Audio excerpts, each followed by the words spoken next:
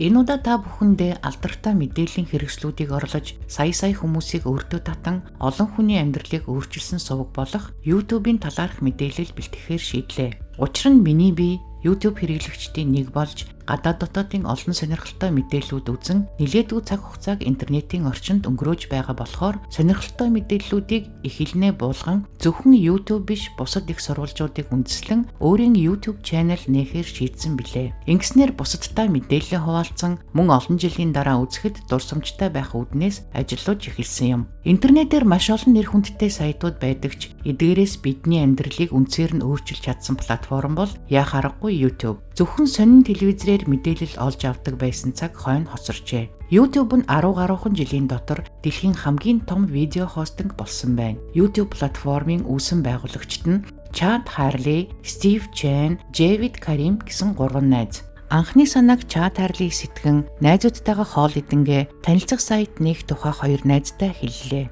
Ингээд найзууд нь Чадын саналыг дэмжиж хамтарч ажиллахаар болов.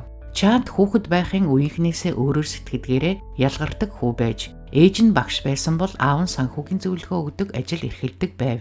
Тэрээр хүүхэд байхын бүхэл төрлийн урлагт дуртай байсан бол ахлах сургуультай компьютер технологи сонирхож эхэлсэн байна. Гэтэл 1995 онд сургуулаа дүүргэхдээ Чад мөн л бүгдийг гайхшруулж дүрслэх урлагийн их сургуульд ирсэн оржээ. Төгсөх курстэй 100-аад компанид анкета илгээснээс нэг л компани ажилд авах хариу ирсэн байна. Энэ нь PayPal байлаа. Стив Чений хувьд 1978 онд Тайванд төрсөн. 8 настай байхад нь гэр бүл нь Америкт иржээ. Бага наснаасаа тооны хичээлүүдэд толгой цогтөг нэгэн байж, ингээд Иллинойсын их сургуульд элсэн суралцж байгаад их сургуулаа дүүрэхийн өмнө PayPal-д ажиллан улмаар нөгөө хоёртойгоо танилцсан байна. Дэвид Карим мөн л Америк гаралтай биш байлаа. Тэрээр Германы Мерсбургт 1979 онд төрсөн. Хүүхэд наснаа Герман улсад өнгөрөөж 1992 онд гэр бүл нь Америкийн нэгдсэн улсын Миннесотад иржээ. Аав ээж нь хоёулаа эрдэмтэд бөгөөд хоёулаа их сургуульд ажилладаг юм байна. Ахлах сургуулаа дүүргээд Иллинойсын их сургуульд орсон ч дүүргээгүй бөгөөд сургуулаа орхин PayPal-д ажиллаж эхэллээ. Ингэж 3 найзууд танилцсанаар бүх зүйл эхлэх болно. YouTube-ийн бүх түүхэн сувгаа нээхээс сарын өмнө эхэлжээ. 2005 оны 1-р сард Стив Чад хоёр нэгэн танилынхаа үйлчлэгт очлоо. Тэр өдөр Дэвид ирж чадаагүй тул 2 найз түүнийг сайхан арга хэмжээнээс хоцорч байгааг харуулахаар видео бичлэг хийж илгээх гэхэд файлын хэмжээ том байсан учраас бичлэгээ илгээж чадаагүй байна. Энэ явдлаас хойш Чад том хэмжээний видео бичлэг хэрхэн мессежээр илгээж болох талаар хайж эхэлсэн байна. Гэтэл том хэмжээтэй бичлэг илгээж болох сайт хайгаад олсонгүй. Тэр үед видео файлдаа захиа илгээсэн бол хүлээн авч байгаа хүн нь ч явуулж байгаа хүнд ч их цаг ордог байжээ. Ингээд Чад видео бичлэг явуулж болох сайт нээхэр шийдэв. Анхнаасаа youtube.com нь хүмүүс хоорондоо танилцах зорилготойгоор анкет болон видео бичлэгээ оруулж бусад хүмүүс үзснээр хоорондоо танилцах болно гэсэн зорилготойгоор ажиллаж эхэлсэн байна. Видео ачаалахад флэш видео технологиг ашиглажээ. Анх 2005 оны 2 сарын 14-ний хосуудын өдөр нээсэн байна. Мэдээж Америк маягаар анхны үйл ажиллагаагаа заншил болсон гаражнаас эхлүүллээ. Дараа нь 2006 онд тэд 20 м квадрат жижиг оффист нүүж орсон байна. Чен, Дэвид хоёр техникийн талыг хариуцаж ажиллаж эхэлсэн бол Чад дизайн лого дээр анхаарал хандуулж байлаа. Мэдээж нэгдэнгүүтээ алдар нэрийг олсонгүй. 7 хоног улмаар сар болоход нэг ч анкет оруулаагүй байна. Ингээд нэг өдөр Дэвид хөгжилдэг зорилгоор 19 секундны тэмч чанартай биш бяцхан бичлэг оруулжээ. Энэ нь зоопаркд зааны тухай ярьсан бичлэг байлаа. Ингээд анхны танилцах сайтны санаа алга болж тэс өөр чиглэлээр хүмүүс сонирхолтой бичлэгүүд оруулж эхэлсэн байна. Ингэж байтал MySpace, Google видеоноос бичлэгүүд оруулж эхэллээ.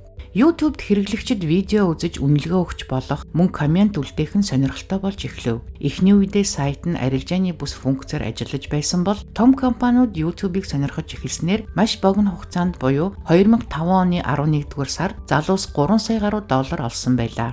Анх ямар ч дор сурчлагаагүйгээр үндэслэгч залуус маань зөвхөн танилуудтай YouTube хаягаа илгээж тэд өөрсдийн танилуудтай илгээснээр сарын дотор 100,000 гаруй хэрэглэгчтэй болжээ. Энэ нь өдрөөс өдөрт өссөөр 2006 оны 1-р сар гэхэд хэрэглэгчид 3 дахин хурдтай өсөв. Хэдийгээр танилцах сайт гэж нээж байсан хаяг нь тэс өөр зорилгоор ажиллаж эхэлсэн ч тэд сэтгэл хангалуун байлаа. YouTube хэрэглэгчид өөрсдийг нь юу хүрээлж байгаа, юу сонирхож байгаа талаараа бичлэгүүд оруулж эхэлжээ. Ингэж хөрөнгө оруулагчдаас мөнгө орж ирнэ, харин хэрэглэгчид цаг минутаар өссөөр. 2006 оны 6 дугаар сард YouTube тэр үеийн MySpace-ийг ардаа орхиж Америкийн нэгдсэн улсын 5 алдартай сайтын игнэнд орсон байна. Ингэж 2006 онд Sony Band, Universal Music Group, Warner Music гэсэн компаниудтай ашигтай гэрээ зуржээ. Энэ нь дөнгөж эхлэл байлаа. Тус оны 9 сард алдарт Google худалдаж авах санал тавих болно. Энэ нь 1.6 тэрбум доллараар худалдаж авах санал.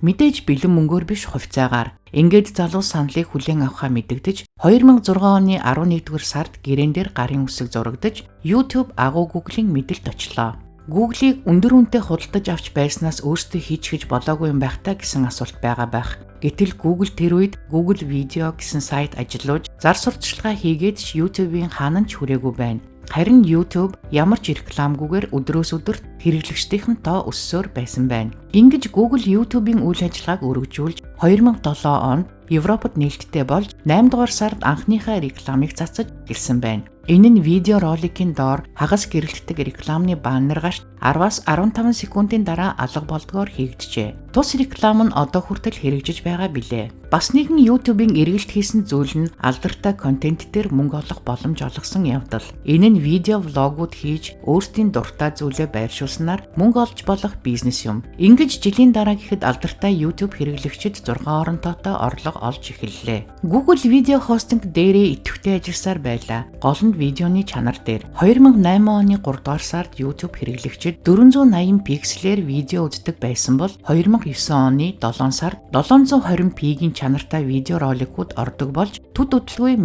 1080p болж хувирсан байна. Мөн яриаг таних системийг нэвтрүүлэн анхны онлайн орчуулга, шин рекордууд бий болж эхэллээ. 2012 оны 12 дугаар сард Өмнөд Солонгосын дуучин Psy-ийн Gangnam Style 5 сарын дотор 1 тэрбум үзсэн бол энэ рекордыг Despacito дуу 5 тэрбум үзүүлэлтээр тэргүүлж одоогийн байдлаар 7 тэрбум гарчээ.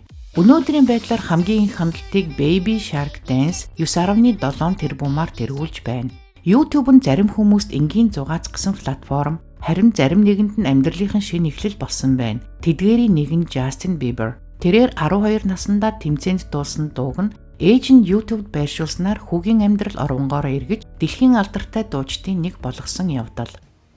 Мөн манай Монголын хүү хамтлаг анхны 2 дууныхаа клипээ YouTube байршуулсны дараа гадаадын үзэгчдэд танигдаж дэлхийн алдартай лейблүүдээс гэрээний саналууд орж ирснээр дэлхийн рок сонирхтод алдаршиж эхэлж байгаа билээ. Ингээд дурдвал маш олон нэрс гарах учраа YouTube нь хүн бүхэнд боломж олгох арын хаалгагүй платформ болсон явдал юм.